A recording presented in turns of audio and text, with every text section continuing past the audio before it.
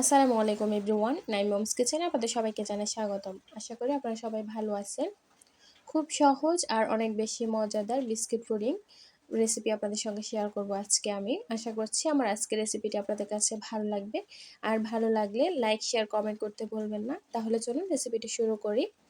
প্রথমে আমি একটা প্যানে দিয়ে দিচ্ছি 2 কাপ দুধ। এই দুধটাকে আমি কিছুক্ষণ জাল করে নিচ্ছি। দুধটা কিছুক্ষণ জাল করা হয়ে গেছে। এবার আমি দুধটাকে নামিয়ে ঠান্ডা করে নিচ্ছি।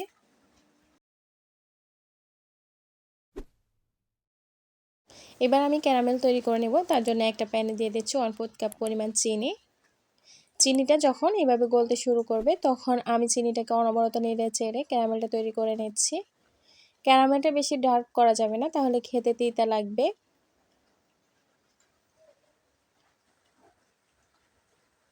আমার ক্যারামেলটা হয়ে গেছে, আমি যেরকম কালারটা চাচ্ছি। এবার আমি এটা চুলা থেকে নামিয়ে যে পাত্রে পুডিং সেট করব সেই পাত্রে ঢেলে সাথে সাথে সেট করে নিচ্ছি। এই কাজটা খুব দ্রুত করতে হবে কারণ ক্যারামেলটা তাড়াতাড়ি সেট হয়ে যায়। এখানে আমি আমার পছন্দ মতো বিস্কিট নিয়েছি 16 থেকে 17 পিস। এবার বিস্কিটগুলোকে আমি ছোট ছোট পিস করে বিস্কুটগুলোকে গুঁড়া করে নেব। আপনারা আপনাদের পছন্দ মতো যে কোনো ধরনের বিস্কিট নিতে পারেন।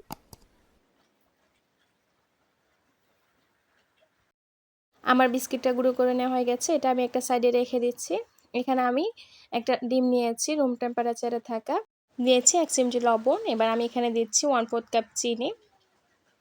এবার একটা হ্যান্ড হুইস্ক দিয়ে ডিমটাকে আমি ভালো করে ফেটে নিয়েছি। তবে আপনারা চাইলে এই কাজটা একটা কাঁটা চামচ দিয়েও করতে পারেন।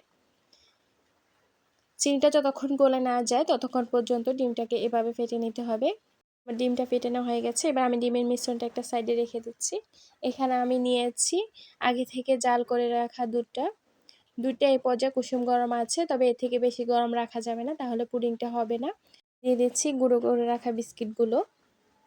এবার দিয়ে দিচ্ছি ফেটে রাখা ডিমটা। ভ্যানিলা এসেন্স দিচ্ছি 1/2 চা চামচ। এবার আমি সবকিছু ভালো মতো মিশিয়ে নিচ্ছি। ভালো মতো মিশিয়ে নিতে হবে যেন কোনো লাম্পস না থাকে।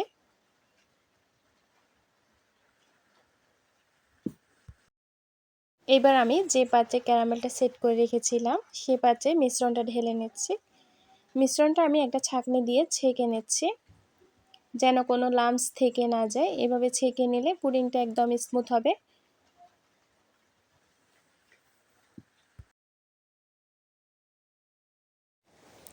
পুডিংয়ের পাত্রটাকে আমি একটা ফয়েল পেপার দিয়ে ঢেকে দিচ্ছি।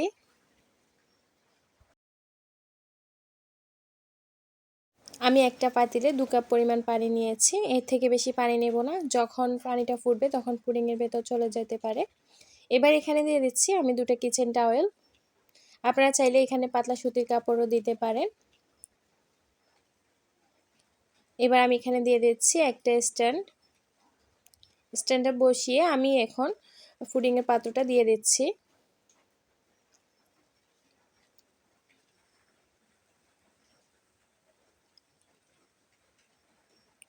চুলার আঁচটা একেবারে লোতে রেখে আমি এটাকে স্টিম করে নিচ্ছি 25 থেকে 30 মিনিটের মতো।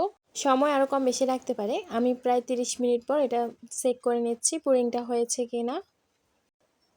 আমি একটা কাঠি দিয়ে চেক করে নিচ্ছি, আমার কাঠিটা একদম ক্লিন এসেছে, তার মানে আমার পুডিংটা হয়ে গেছে।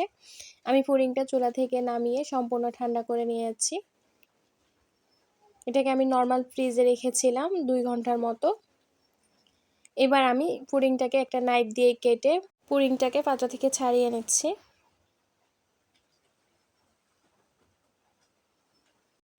এবার আমি পুডিংটাকে কেটে আপনাদের সাথে শেয়ার করছি। পুডিংটা কতটা স্মুথ হয়েছে দেখে নিশ্চয়ই বুঝতে পারছেন। আশা করছি আমার আজকের রেসিপিটি আপনাদের কাছে ভালো লেগেছে। আর আমার রেসিপিটি যদি একটু আপনাদের কাছে ভালো লেগে থাকে তাহলে প্লিজ আমার চ্যানেলটি সাবস্ক্রাইব করে দিবেন আর আমার ফেসবুক পেজটি ফলো দিয়ে রাখবেন।